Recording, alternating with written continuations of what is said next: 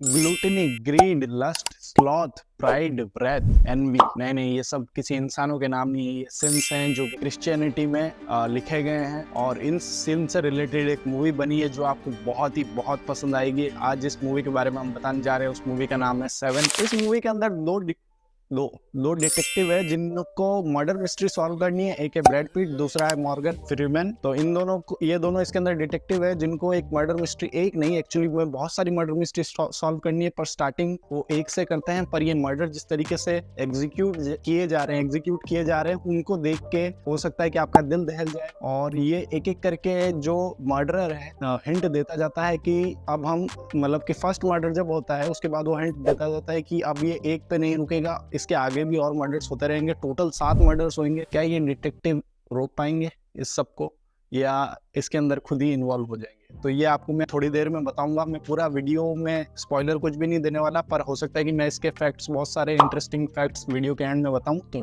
Stay tuned. इस movie के अंदर जो किलर है जॉन डो, ये कोई मामूली किलर नहीं है, ये बहुत ही शातिर दिमाग वाला किलर है। ये ऐसा नहीं है कि इसको उन लोगों को जिनको मार रहा है उनसे कोई दुश्मनी है या उनसे उनको पैसा चाहिए या फिर ये साइकोपैथ है किसी रिलेटेड या सीरियल किलर है, ऐसा कुछ भी नहीं है। Is well educated and wealthy man जो कि उनको इसलिए मार रहा है कि वो ऐसे सिंस कर रहे हैं, जैसे लस्ट हो गया एक सिन, या एनवी हो गया, हो सकता है ग्लूटनी, ऐसे ऐसे सिंस हैं जो कि क्रिश्चियनिटी में दर्शाए गए हैं कि ये सारे जो है पाप के अंडर आते हैं। तो उस पाप के लिए वो उनको सजा दे रहा है। सिटी के अंदर ऐसी सिचुएशन बन गई है जिससे कि वो सिटी के लोगों से इतना नफरत करने लगा है कि उनको वो लास्ट ऑप्शन यही मानता है कि उनको हम किल करके ही इस कम्युनिटी को, इस सिटी को बचा सकते हैं और उनको एक मैसेज दे सकते हैं कि जो लोग भी ये सिन परफॉर्म कर रहे हैं वो सही नहीं है। और प्लस ये मूवी एक थ्रिलर मिस्ट्री टाइप मूवी है, तो आप बिल्कुल भी इम्पॉसिबल है, लिटरली इम्पॉसिबल है आपको प्रेडिक्ट करना कि आगे क्या होगा। मैंने इस मूवी का ट्रेलर नहीं देखा, मैं डायरेक्ट ही मूवी देखा जाके, और इतनी मुझे पसंद आई लिटरली, क्योंकि उसके अंदर आप कुछ प्रेडिक्ट नहीं कर पा रहे क्या स्टोरी है क्या है। अगर विदाउट ट्रेलर आप कोई मूवी देखने जाते हैं ना, तो आप क्या एक्सपेक्ट करेंगे कि या तो आपका माइंड ब्लोन हो जाएगा या तो फिर आप बहुत ही क्या कहते हैं देख के ये सोचोगे कि क्यों मैंने अपना टाइम बर्बाद किया। पर ये मूवी ऐसी है कि आपका दिमाग खराब कर देगी और आप कुछ भी प्रेडिक्ट नहीं कर सकते कि आगे क्या होने वाला है। दोनों ही डिटेक्टिव, चाहे वो ब्रैड पिट ले लो या फिर अपना मॉर्गन साहब ले लो, एक है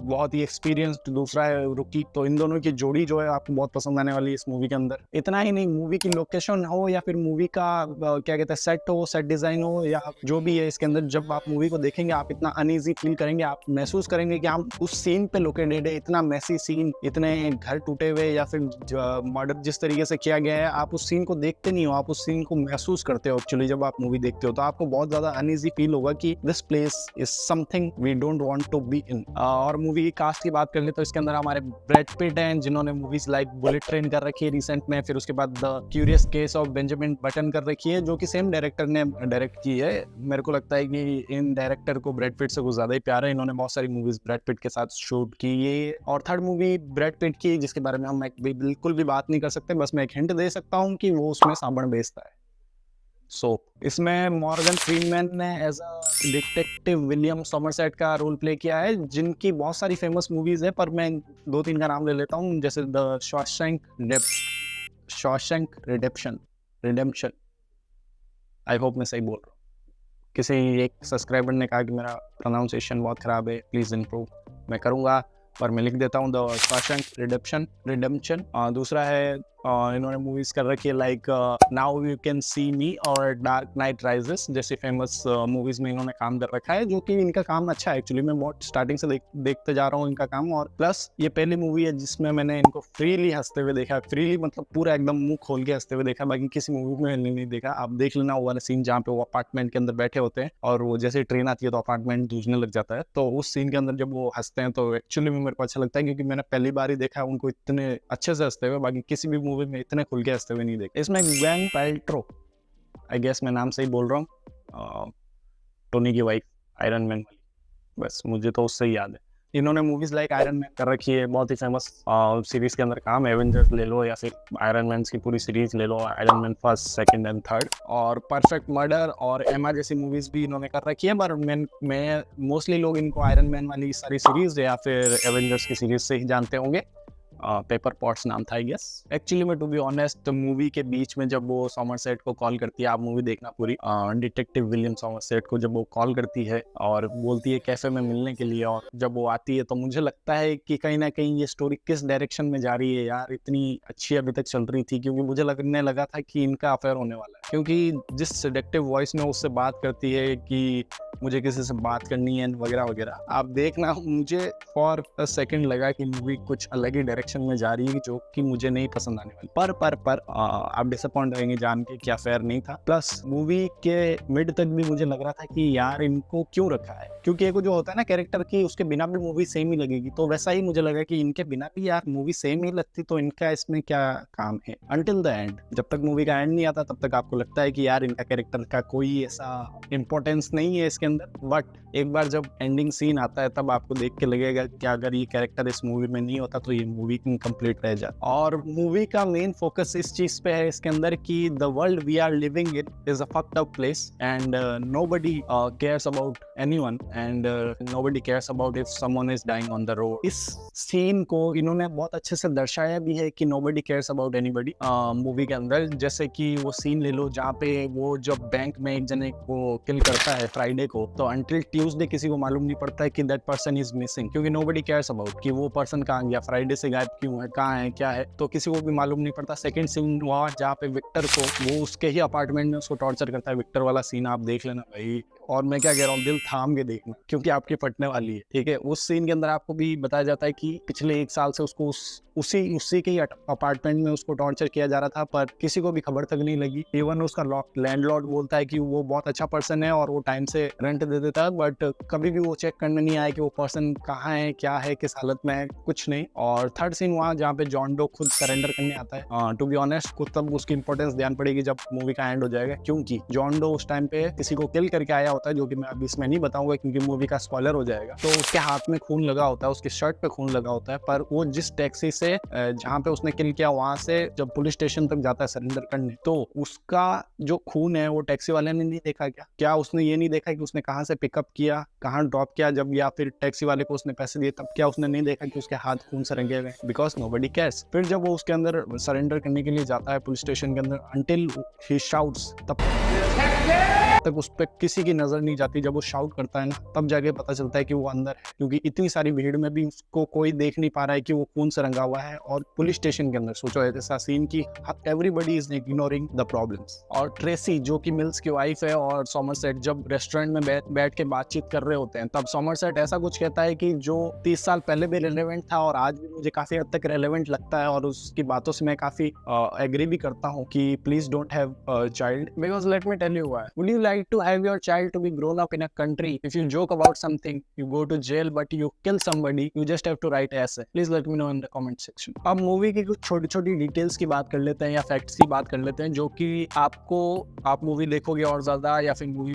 को अच्छे से गौर से देखोगे, रेडिट के पेजेस पढ़ोगे तो आपको और ज्यादा डिटेल्स मिलेगी, जैसे कि किस टाइमलाइन में या किस सिटी के अंदर शूट हुई है ये, मतलब कि शूट हुई है इन द सेंस कि वो जो सिटी के अंदर डिटेक्टिव का रोल प्ले कर रहे हैं, वो सिटी का नाम कभी भी वो रिवील नहीं करते, आप देखना।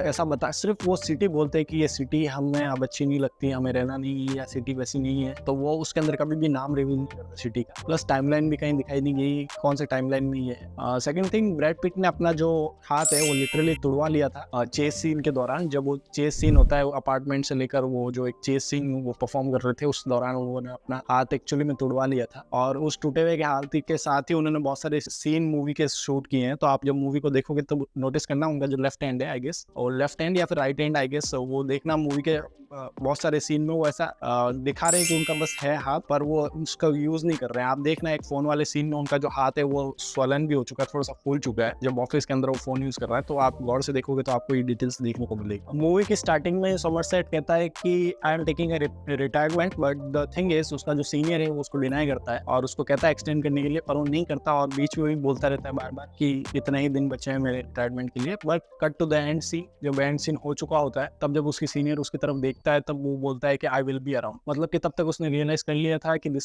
City is not going to be better if he takes the retirement और anything, so he continues. Movie की उस वाले सीन की बात कर ले जहाँ पे अपार्टमेंट में वो नॉक करने जाते हैं और वहाँ पे जब वो चेस सीन परफॉर्म होता है तो एक्चुअल में देखना ब्रैड पिट जो है उसके अंदर मिल्स वो जॉन डो के पीछे भाग रहा होता है चेस करने के लिए। बट जो समरसेट है, आप अगर अच्छे से ध्यान से देखोगे आपको ऐसा लगेगा कि वो जॉन डो के पीछे वो भी भाग रहा है, पर ऐसा नहीं है। वो एक्चुअली मिल्स को रोकने के लिए भाग रहा था क्योंकि तब तक ट्रेसी ने समरसेट को बता दिया था कि शी इज प्रेग्नेंट। सो इसको देखते हुए उसको अब फिक्र होने लग गई थी मिल्स की कि उसको कुछ होना जाए, इसलिए आप चेस सीन को ध्यान से देखोगे तो वो एक्चुअली में समरसेट जो है वो जॉन डो के पीछे नहीं, एक्चुअली में वो उसके पीछे भाग रहा था मिल्स के पीछे, ताकि उसको रोक सके। Cut to the next scene जहाँ पे जो अपार्टमेंट है वो खुल चुका होता है। और इसमें एक और सीन की मैं बात करूंगा कि if you have the power और anything you can influence any decision, get a warrant overnight और maybe at the same time. India में बहुत बार ऐसा होता है कि आपको अगर किसी चीज पे फायर करनी है, वारंट करना है, तो कुछ लोगों को तो सालों लग जाते हैं, पर कुछ लोग सिर्फ एक इन्फ्लुएंस के दम पे इजीली कर लेते हैं। जैसे आप ये पोर्शे वाला केस ले लो जिसमें रातों रात ही उसको ऐसे लिखवा के बेल मिल गई थी। But still let's talk about the movie. तो इसके अंदर इजीली वो सीन में आप देखना जब अपार्टमेंट का विदाउट वारंटी वो चेक नहीं कर सकते, पर वारंट को कैसे इजीली हाथों हाथ ले लेते हैं। नेक्स्ट थिंग, जब वो अपार्टमेंट के अंदर जा रहे हो, मतलब के अंदर जब इन्वेस्टिगेट कर रहे होते हैं, जब मिल्स आवाज लगाता है सोमरसेट को, तो सोमरसेट हाथों हाथ जहाँ पे वो खड़ा होता है उस रूम से फटाफट भाग के वो दूसरे रूम में जाता है गन निकाल के, क्योंकि अब तक वो कंसर्न था कि मिल्स को कुछ होना है। और ये वाला जो रेफरेंस है ये मुझे बहुत अच्छा लगा मूवी में। बहुत सारे लोग नोटिस नहीं करेंगे पर मैंने नोटिस किया, बहुत सारे लोगों ने भी नोटिस किया होगा, पर जो एक यूजुअल ऑडियंस है वो शायद नोटिस ना करे। जब भी मिल्स अपने ट्रेसी अपनी वाइफ के साथ होता है तब तक उसका जो डे है, वो जो डे होता है वो सनी डे होता है, शाइनिंग डे होता है। और जब मिल्स उससे दूर होता है, जैसे कि अगर उस काम से बाहर जाना है या फिर वो कोई केस के ऊपर काम कर रहा है और वो कैसे निकल रहा है, तब देखना वहाँ पे बहुत ज्यादा बारिश हो रही होती है। तो ये दर्शाता है कि जब वो ट्रेसी के साथ होता है इट्स सनी शाइनिंग डे, पर जब वो उससे दूर रहता है तो इट्स